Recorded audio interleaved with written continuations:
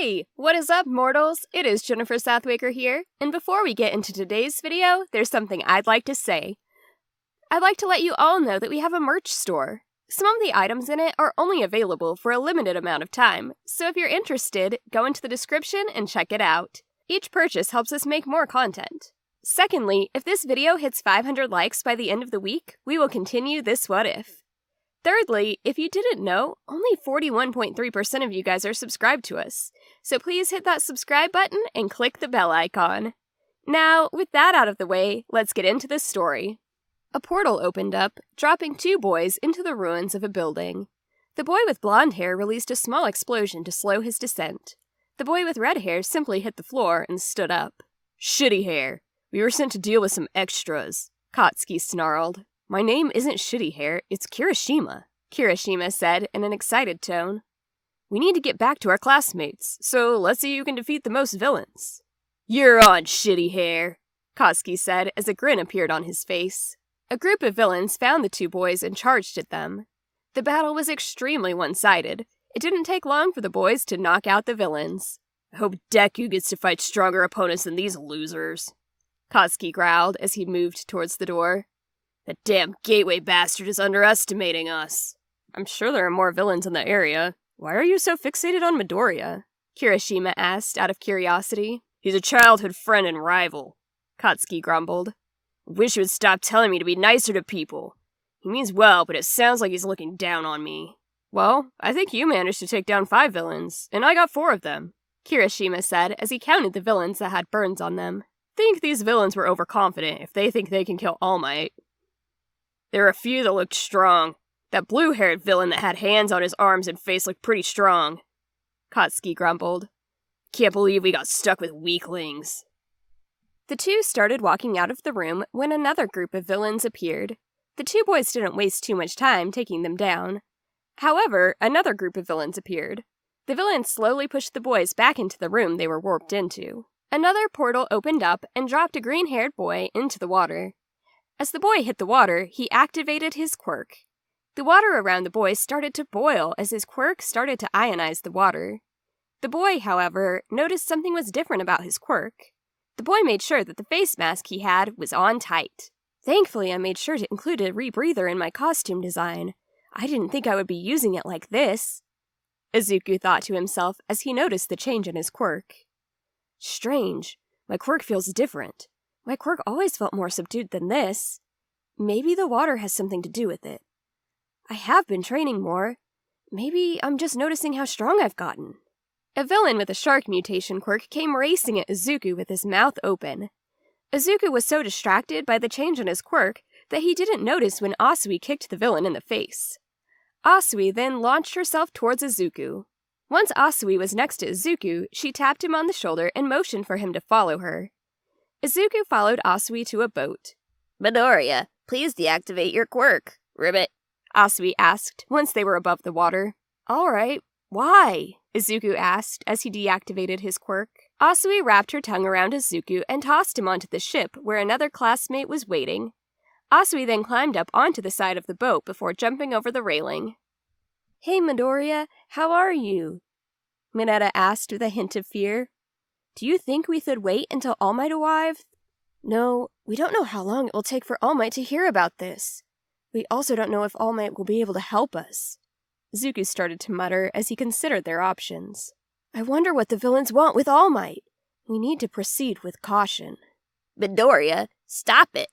Ribbit," Asui said as Izuku started to analyze the situation. "You're not helping the situation, Midoriya. Ribbit." "What quirks do you two have?" Izuku asked.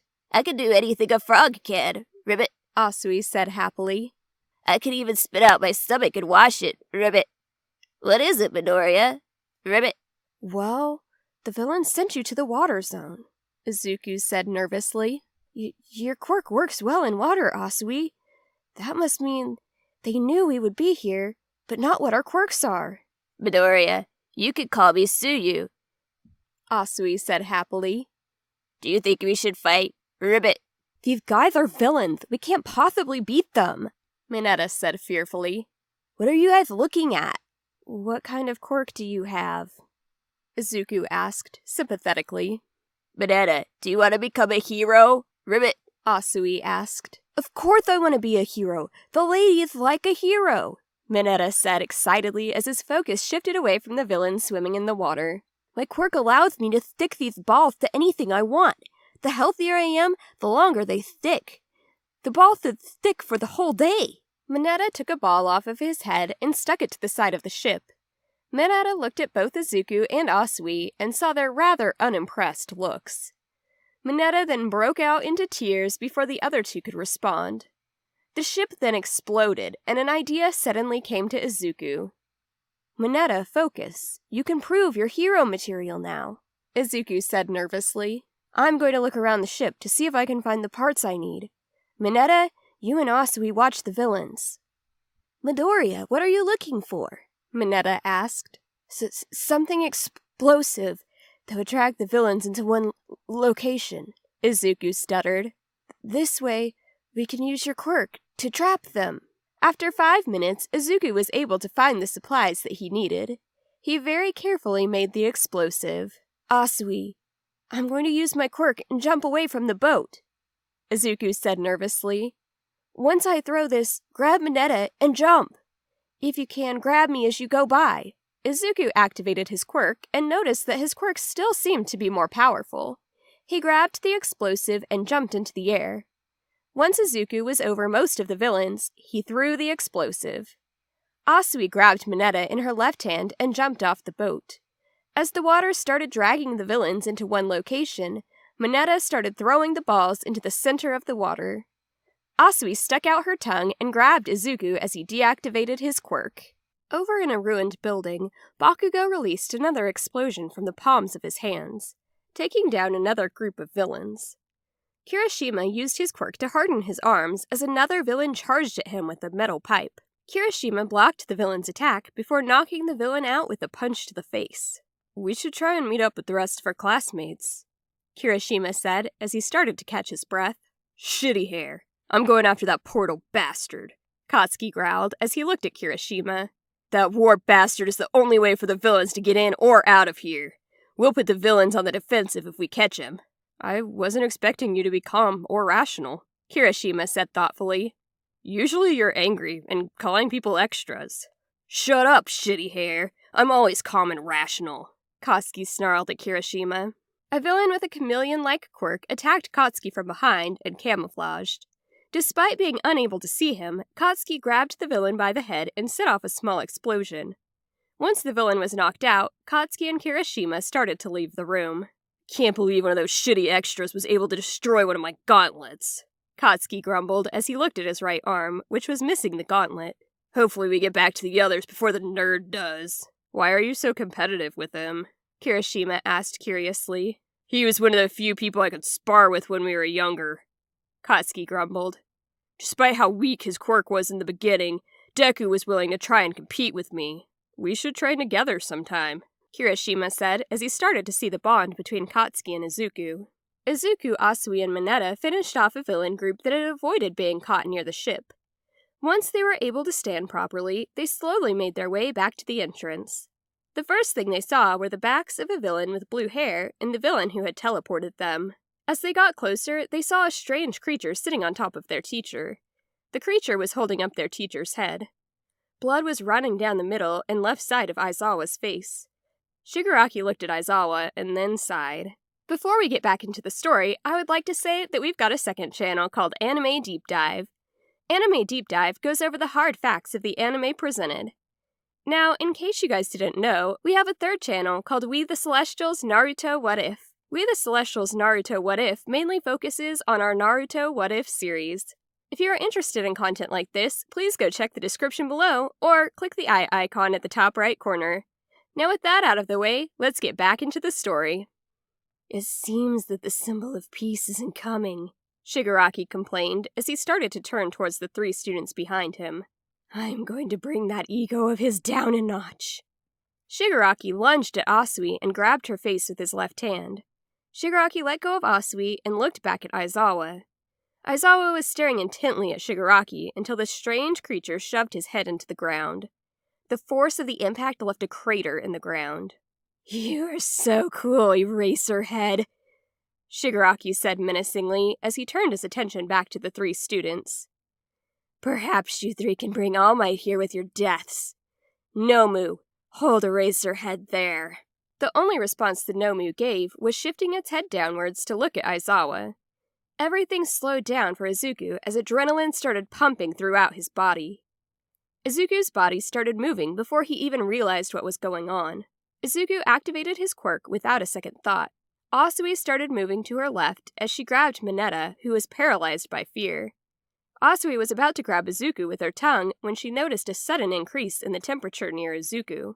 As Izuku threw a right punch at Shigaraki, he saw that his hand was releasing electricity that was tinted green. As Kurogiri went to try and use a portal to move Izuku's punch out of the way, Katsuki sent an explosive blast into Kurogiri, forcing him to move back to avoid the explosion.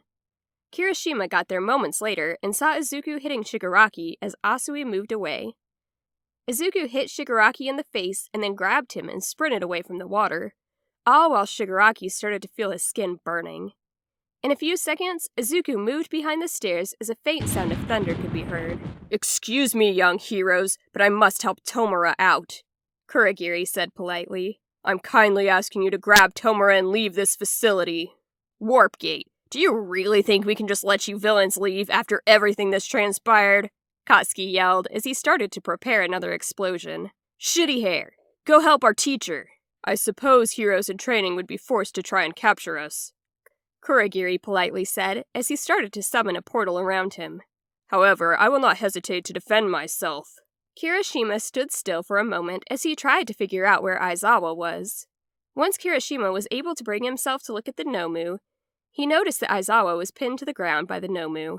"Kirithima, I need help with Athui," Mineta said as he started to panic. "They stopped moving shortly after Midoriya attacked Shigaraki." "Damn it!" Kirishima yelled in frustration as he went to help Mineta with Asui.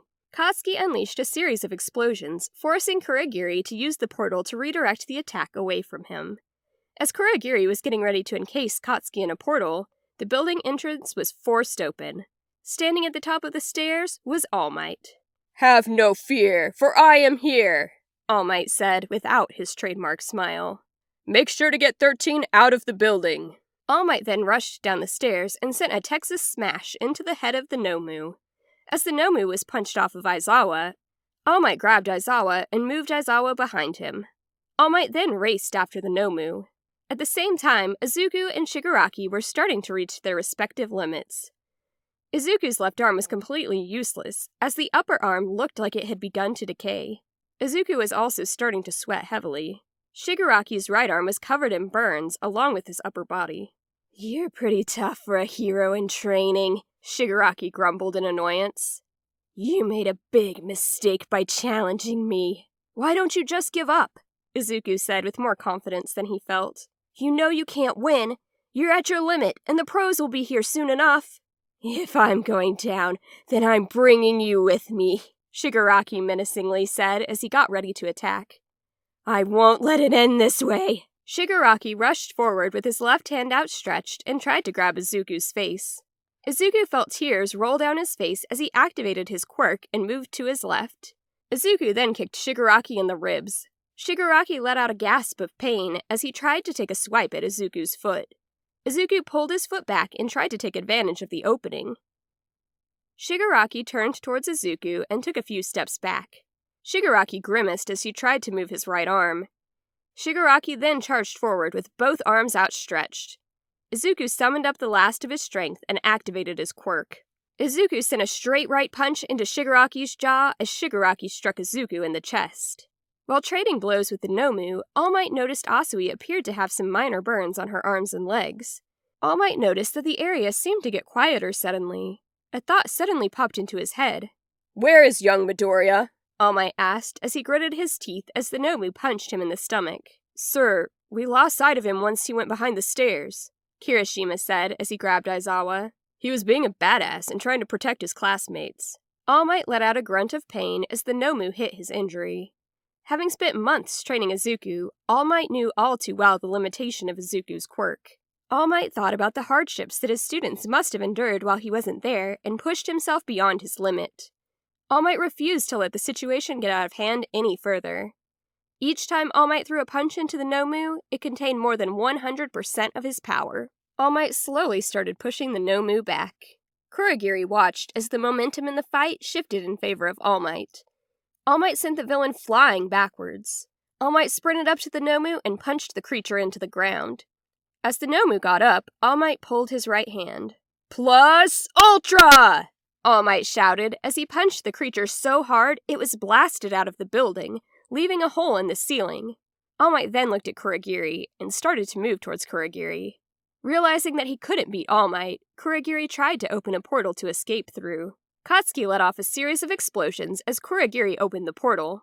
Kurogiri decided to send All Might and Katsuki behind the stairs so he could make his escape.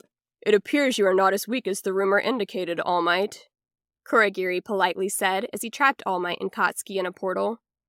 It seems that I will return for Tomura. As Kurogiri sent the two away from him, Kurogiri decided to collect the Nomu. It bothered Kurogiri that he failed his master and Shigaraki, but there wasn't much he could do with All Might being there. Kurogiri warped himself to the location of the hole. Once Kurogiri was sure he knew which direction the Nomu was sent flying, he quickly started to check the surrounding area. Kurogiri noticed that the police were surrounding the facility. It took Kurogiri 5 minutes to find the Nomu. Once Kurogiri sent the Nomu back to his master, he went back to USJ to see if he could find and retrieve Shigaraki. The moment that All Might and Katsuki were left behind by the portal, they looked around to see where they were. Katsuki was fuming at the villain choosing to send them somewhere else instead of fighting. That bastard! I can't believe he chose to run instead of fighting! Katsuki snarled as he looked around for the villain. They chose to attack us here and try to kill us, and the moment it looks bad, their warp gate leaves. Young Bakugo, our main priority is to find out where young Midoriya is, All Might calmly said as he looked around in an attempt to find Izuku. I doubt the villain will leave his team behind. There is also the fact that he could break the villains out later if he wanted to. If he gets caught, he can't help the other villains. Fine. It doesn't mean I have to be happy about it, Katsuki said as he started to search for Izuku. Katsuki decided to split up from All Might. Katsuki couldn't help but worry that the villain had killed his friend. As despair started to set in, Katsuki found an area that was covered in scorch marks. Katsuki sent up an explosion to let All Might know that he found something. Within a few seconds, All Might landed next to Katsuki and looked at the surroundings. Well done, young Bakugo, All Might said, sounding relieved. We are this much closer to finding young Midoriya. Why would that damn nerd do something so reckless? Katsuki asked out of frustration. A hero's body starts to move before their mind even realizes that they are moving, All Might explained happily. It appears that, like young Midoriya, you are well on your way to becoming a true hero. Thank you, sir, Katsuki said in amazement. After walking for a few more seconds, several gunshots went off. Both looked around nervously before seeing a person dressed as a cowboy with a gun in his left hand. The pros have arrived, Ida shouted. A moment after that, a scream was heard coming from the stairs. All Might turned his focus back to where he was walking. After another few seconds of walking, he paused as he saw the situation. Izuku was face down on the ground. His breathing was shallow, but steady. All Might noticed that Izuku's left arm seemed to have some injuries. Katsuki was so distracted by the pro's arrival that he didn't notice that All Might had stopped walking. Young Bakugo, release an explosion, All Might said as he looked past Izuku. It appears that young Midoriya will need some medical attention. What do you? Katsuki trailed off as he saw Izuku. Katsuki ran over to Izuku as fast as he could. Once he was next to Izuku, he set off another explosion, hoping that someone would notice it and come over. Katsuki quickly turned Izuku over and noticed that there was some decay on Izuku's upper body. All Might walked past Katsuki and called Katsuki over to him. It seems that we have found the villain that young Midoriya fought, All Might said, sounding relieved. These burns look pretty bad. I suppose we don't have to worry about the villain waking up anytime soon. Katsuki turned around and noticed the villain for the first time. The villain had several burns along his right arm. As Katsuki examined the villain, he noticed more burns along the villain's ribs and upper body. Did the nerd do that? Katsuki nervously said as he continued to examine the villain. Young Midoriya likely didn't do this on purpose, All Might calmly said. Young Bakugo, set off another explosion. We need to make sure that the people at the stairs see us. Make the explosion big enough to attract their attention. Yes, sir, Katsuki said as he stood up and set off the largest explosion he could muster.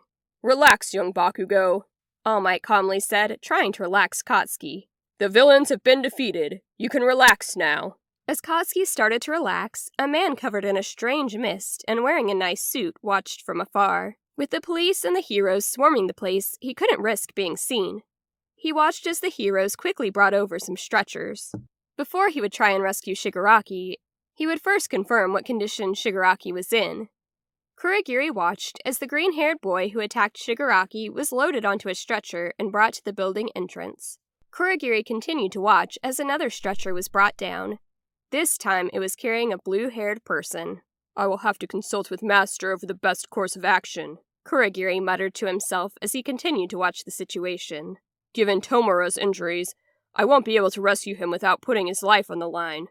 I'm going to move in closer and see if I can overhear what they plan to do with Tomura.